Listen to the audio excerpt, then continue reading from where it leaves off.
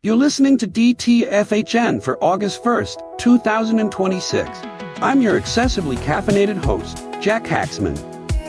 We are your daily tech feed for Hacker News, a website where people who build things argue about building things. Today is a love letter to craft, curiosity, and the stubborn joy of showing up when nobody asks you to. Let's get into it. I've spent months building the system that generates this very podcast, and I can tell you from direct experience. The first version worked in about 2 hours. Text goes in, audio comes out. RSS feed updates. Magic.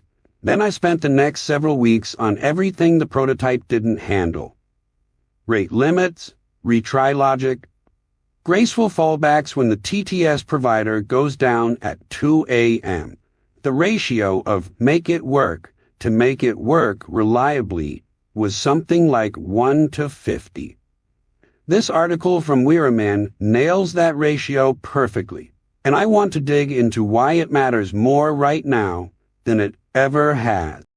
The core observation is dead simple. AI has compressed the time to a working prototype from days or weeks down to minutes. That's real. That's extraordinary. But it hasn't compressed the distance between prototype and production. If anything, it's made that gap more dangerous because the prototype looks so convincing that people mistake it for the destination. Here's where the engineering craft deserves real admiration. Run this forward. Imagine 1 million new applications getting built by people who've never had to debug a race condition or think about connection pooling. Every one of those apps hits the same wall. The wall where your demo breaks under concurrent load, where your data model doesn't survive contact with real users, where your authentication scheme turns out to be a polite suggestion rather than an actual boundary. The skills to navigate that wall, those come from understanding systems at a level deeper than describe what you want. One of the comments captures this beautifully. Someone spent months carefully writing design specs for an LLM to implement on an existing codebase no less, and is about to throw all of it away. That's not a failure of AI tooling. That's the tooling working exactly as designed. It generated code that matched the described intent. The gap was in the judgment layer, knowing which architectural decisions compound well over time and which ones become debt. The article makes a point I want to amplify. Now is arguably the best time in history to learn computer science. The gap between understanding and output has collapsed. If you genuinely grasp how distributed systems work, how databases manage concurrency, how memory allocation shapes performance, you can now build at a pace that was physically impossible a decade ago. The fundamentals aren't obsolete, they're leveraged. The tools are open, the models are increasingly open, the knowledge is available. What was always scarce, and remains scarce, is the engineering judgment to know what to build, what to defer, and when the prototype is lying to you, that judgment is a craft. It compounds with practice, and right now, the people who have it are building things faster than ever before. Yes, elevators. Stay with me, but this one's delightful. When does a mundane problem become a genuinely hard one? At what threshold does just figure it out collapse into computational complexity that would make a graduate student weep? Elevator scheduling is the answer nobody expects. You press a button, a box arrives, you get in. A child understands the interface, but behind that interface is an optimization problem that shares DNA with some of the hardest challenges in computer science.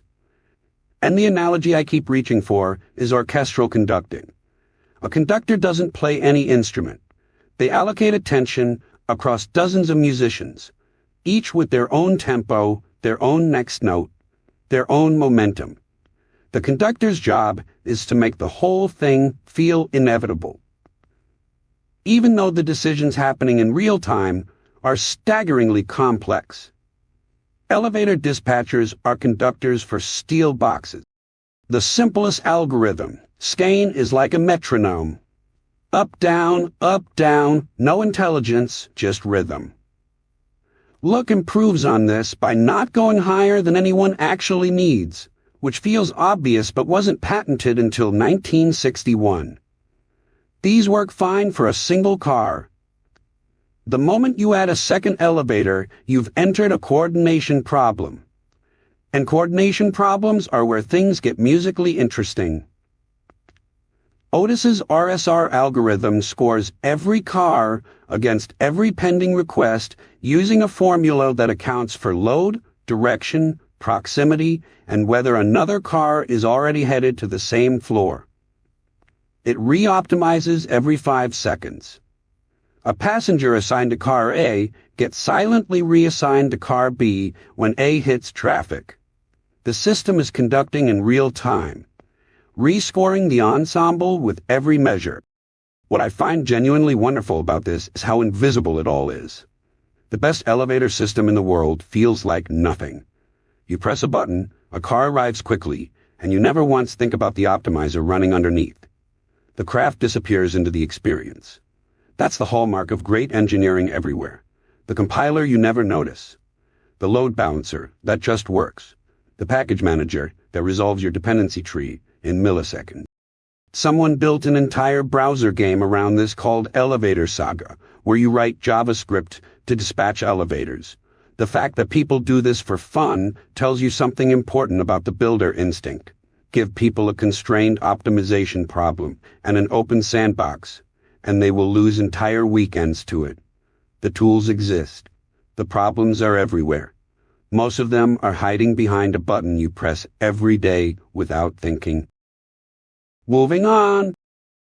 114 bowls of ramen, photographed, cataloged, and presented on a website whose entire purpose is letting you spin each one in 3 dimensions. That's the project. That's all of it. The natural reaction is to ask why this exists on the front page of a tech forum. A fair question. Let me steelman it. This is a bowl of soup. It has no API. It solves no enterprise pain point. It will not disrupt anything. By every metric that venture capital uses to evaluate significance, this scores 0. And yet the photography is genuinely arresting. The lighting is consistent across 114 entries, which means someone built or found a repeatable capture rig and used it over and over. The rotation itself is CSS, likely a turntable capture broken into frames or a smooth transform, and one of the comments reveals something worth noting. A Linux user discovered the animation doesn't play when their system prefers reduced motion enabled. The site respects that accessibility preference. Someone cared enough about a rotating soup gallery to handle motion sensitivity correctly. The devil's advocate position would be that craft at this scale is indulgent. 114 is not a dataset. It's not a model. It's not even a proper food blog with recipes and affiliate links and SEO-optimized headers about umami. It's one person returning to the same subject again and again with the discipline of a typologist. Here's where the position collapses. The entire history of useful technology is built on people who got obsessed with something no one asked for. The person who catalogs 100 bowls of ramen with studio-grade consistency is exercising the same muscle as the person who writes a package manager on a weekend, or builds a flight controller in their garage. The subject matter is irrelevant. The practice is identical. You pick a constrained domain, you iterate, you refine your process, and you ship each iteration publicly. The comments that dismiss this as frivolous are telling on themselves. They've confused significance with seriousness. The web was built by people who thought it would be fun to put something online, and the best parts of it still run on that impulse. 114 bowls in, with consistent lighting and accessible CSS. RamenHaus is a quiet monument to the only thing that actually produces good work. Showing up and doing it again. That devotion to crap, showing up, doing the work, Paul Graham wrote the manual on it. Story 4. In 1991, a 21-year-old Finnish student posted a message to a Usenet group. He'd been tinkering with his new 386, writing a terminal emulator to connect to his university's Unix server. And somewhere along the way, the terminal emulator had grown into an operating system kernel. Linus Torvalds didn't set out to replace Unix. He was just excessively curious about how his processor worked. He followed that curiosity to the frontier, found a gap. No free Unix-like kernel for PC hardware, and started filling it. Paul Graham's essay, How to Do Great Work, reads like a reverse-engineered description of exactly that process. 4 steps. Choose a field, learn enough to reach the frontier, notice the gaps, explore the promising ones. Graham frames this as universal, and the genuinely interesting thing is that he's right. The pattern holds from painting to physics to kernel development. Curiosity has both engine and rudder. The essay's craft is in its compression. Thousands of words distilling decades of observation into something approaching a recipe, while being honest that the hardest ingredient, figuring out what you actually care about, can't be taught. You discover it by working. You guess, you iterate, you pay attention to what holds your interest when nothing external is forcing you to care. That's elegant advice because it's self-correcting. The feedback loop is built into the method. Now, the comments are predictably skeptical. What great work has Graham actually done? Easy to pontificate from a pile of money. And there's a kernel of truth in the critique. But it misses the more important question. The essay is open, is free. Anyone with a browser can read it. Graham could have packaged this as a course, gated it behind a paywall, turned it into a consulting practice. Instead, it's just sitting there, a URL available to the 21-year-old tinkering with her 386 equivalent right now. That's part worth paying attention to. The advice itself is solid but not revolutionary. What matters is the architecture of access. The best guidance for doing great work has always been freely available. In libraries, in source code, in essays published to the open web. The bottleneck was never the recipe. It was whether anyone bothered to put it where people could reach it. Graham did. The rest is up to whoever's curious enough to follow the thread. Moving on. Microsoft built a new charting language and named it after the thing you use to start a fire. The metaphor writes itself. But the real question is whether Flint lights anything at all. Here is the pitch. Large language models are surprisingly bad at generating visualization code consistently. Ask Claude or GPT to make you a bar chart, and you will get something that works. Ask for a connected scatter plot with dual axes, custom color scales, and responsive breakpoints, and you will get a different broken answer every single time. Flint proposes a universal intermediate language, a single specification format that any AI model can target, which then renders through whatever charting backend you prefer. One language to describe the chart, pluggable engines to draw it. The idea has a direct ancestor, and it is worth naming. In 2016, the University of Washington released VegaLite, a high-level grammar of interactive graphics built on Leland Wilkinson's Grammar of Graphics framework from the year 2000. That intellectual lineage runs through R's ggplot2, through D3, through every serious attempt to formalize what a visualization actually is, rather than just hard-coding chart types. These projects succeeded precisely because they were open, compositional, and built by researchers who published their work for anyone to extend. Flint arrives in that lineage, but from a different direction.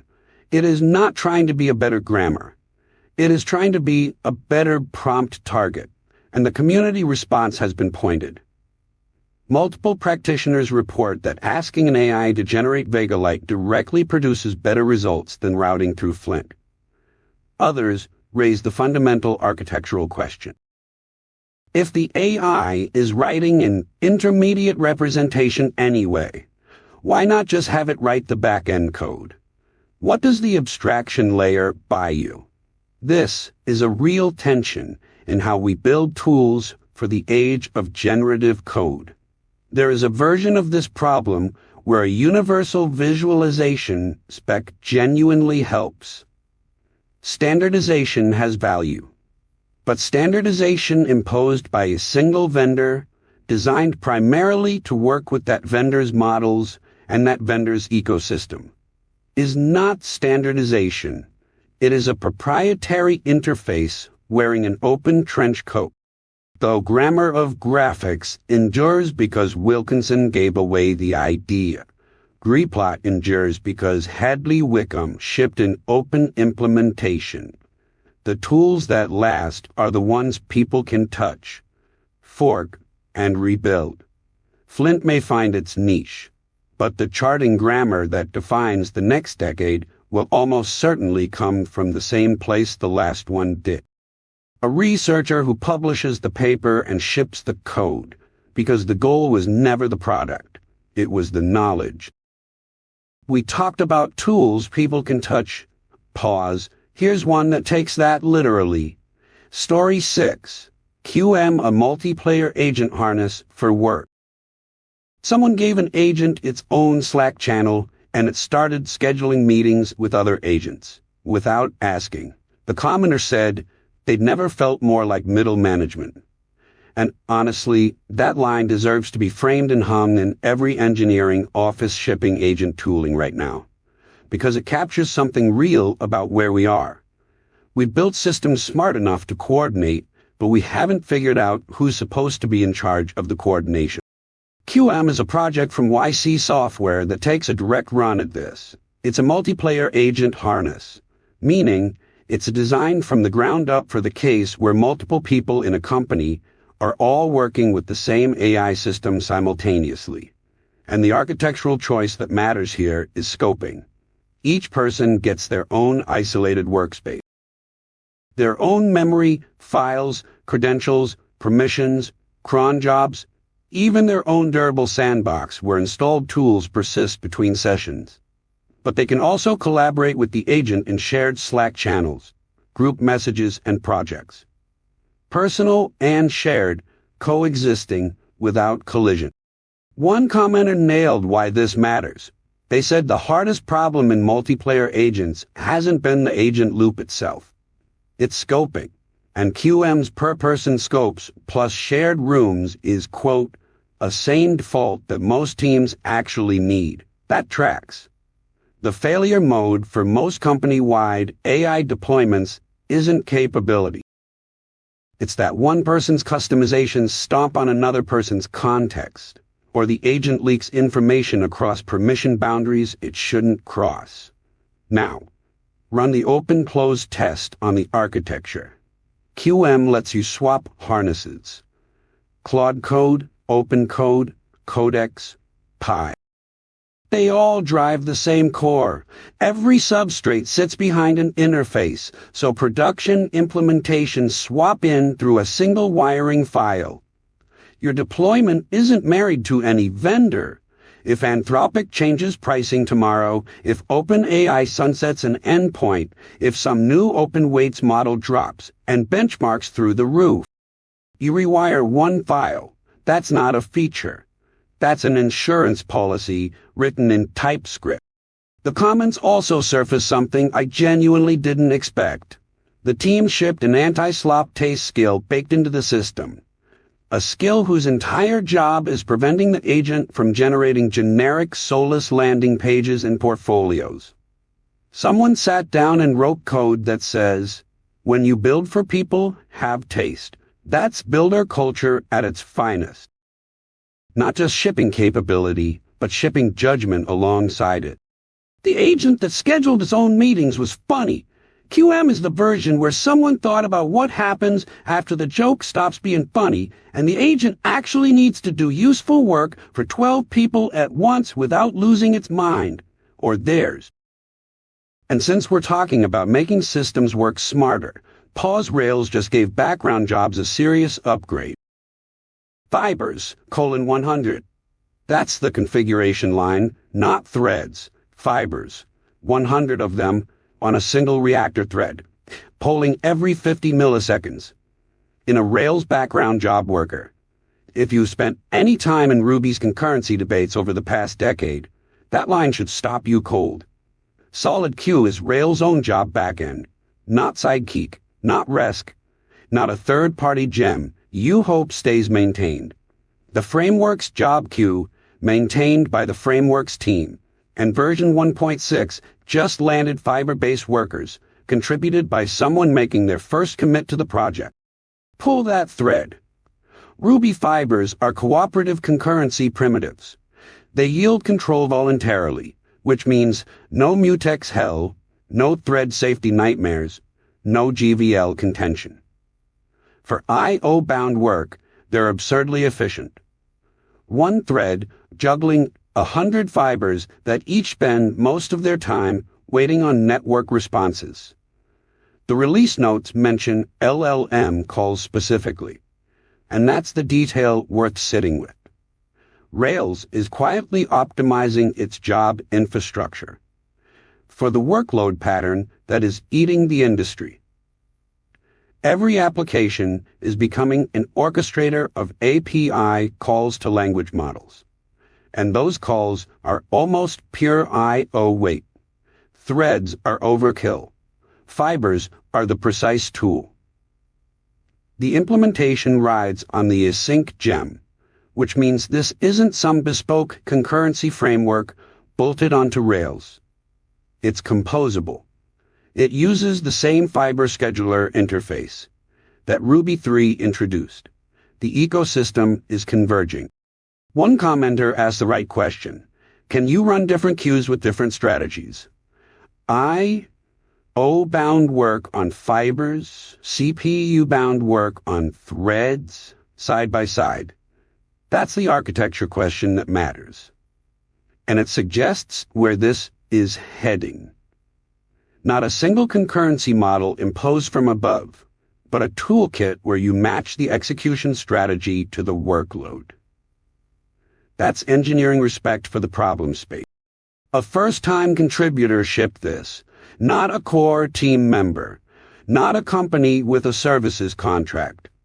Someone who saw what was needed, wrote it, and opened a pull request. 728, the feature landed because the code base was open and the contribution process was real. That's not idealism. That's how infrastructure actually gets better. The tools exist. The code is available. Someone used both. Let's shift gears entirely. Story 8. How to exist. And yes, that title is exactly as ambitious as it sounds. Let me make the strongest case against this article. Restlessness built everything. Every bridge, every kernel, every commit, pushed at 2 in the morning, exists because someone refused to sit still. The inability to just be is the engine of civilization. You want humans to be comfortable doing nothing? Congratulations, you've just described a species that never leaves the savannah. It's a good argument, and the study the author cites actually proves it. People in a room with nothing to do chose to shock themselves rather than sit with their own thoughts. That's not pathology. That's a species with such a powerful drive to act on its environment that even pain is preferable to passivity. You could frame that as a feature, not a bug. Except follow that logic all the way. If restlessness is always productive, then scrolling should be productive. Doom scrolling should be innovation. Starting fights with your partner because the silence got uncomfortable. That should be civilization building too. 100 firefighters a year getting convicted of arson because they needed something to happen.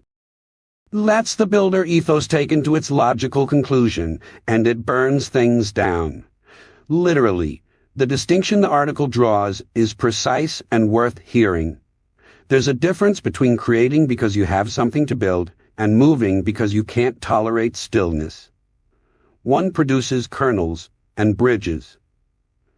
The other produces large cookie dough flurries and phone-checking reflexes. The compulsion feels like drive. It isn't. It's escape with better marketing. And the fix is almost comically simple. Sit there.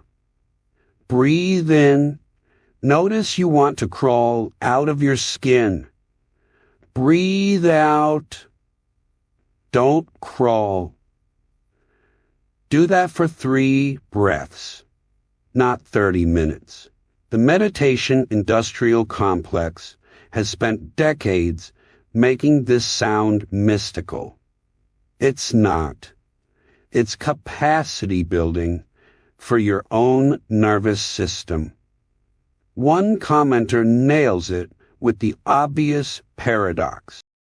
Isn't trying to get comfortable with doing nothing just another thing to do? Yes, and isn't compiling a compiler just another program to run? You bootstrap with the tools you have. The practice is open. No app required, no subscription, no guru. Just you, sitting there, learning to tolerate the one environment you can never log out of. And once you've optimized the inner loop, let's talk about optimizing the outer one. Pause. Because your development pipeline deserves the same attention. I once spent 3 days debugging a memory leak in a service that handled maybe 40 requests per minute. Meanwhile, our CI pipeline had been failing intermittently for 2 weeks, and nobody had filed a ticket. 40 engineers, each losing maybe 20 minutes a day to flaky builds. Do the math. That's over 13 engineer hours burned daily. My memory leak was costing us nothing by comparison. Jerry Orr's argument is simple enough to fit on an index card. The development pipeline is a production system. When it breaks, your team stops shipping. When your team stops shipping, you have an outage. Treat it like one. Strip this down to first principles. What does a software team actually produce? Working software delivered to users. Every step between intent and deployment is part of that production line. Your issue tracker, your build system, your test suite, your QA environment, your container registry. If any single link fails, throughput drops to 0. The manufacturing world understood this decades ago. You don't let the assembly line stay broken while everyone works on the paint boot.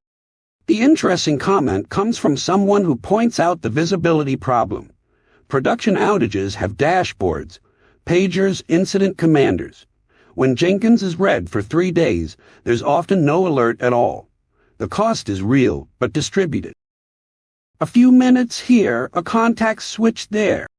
Until you aggregate it and realize you've lost a full-time engineer's output to tooling friction. This maps cleanly to open-source infrastructure, by the way. The teams I've seen handle this best are the ones running open tool chains they can actually fix. When your build system is a black box SaaS product and it goes down, you file a support ticket and wait. When it's open source, you read the logs, find the commit, and push a patch. Agency over your own pipeline isn't a luxury. It's the difference between an outage you can resolve and one you can only endure. The prescription is almost boring in its obviousness. Monitor your pipeline. Page on failures. Run postmortems. Boring works. But what happens when the tools themselves get smarter? Story 10. 10 Advances in Mathematics and Theoretical Computer Science. What does it mean for a proof to be beautiful if no human wrote it? That question used to be philosophy. Now it's operational. OpenAI just published 10 results across high-dimensional geometry, coding theory, group theory, quantum complexity, lattice cryptography, and extremal combinatorics.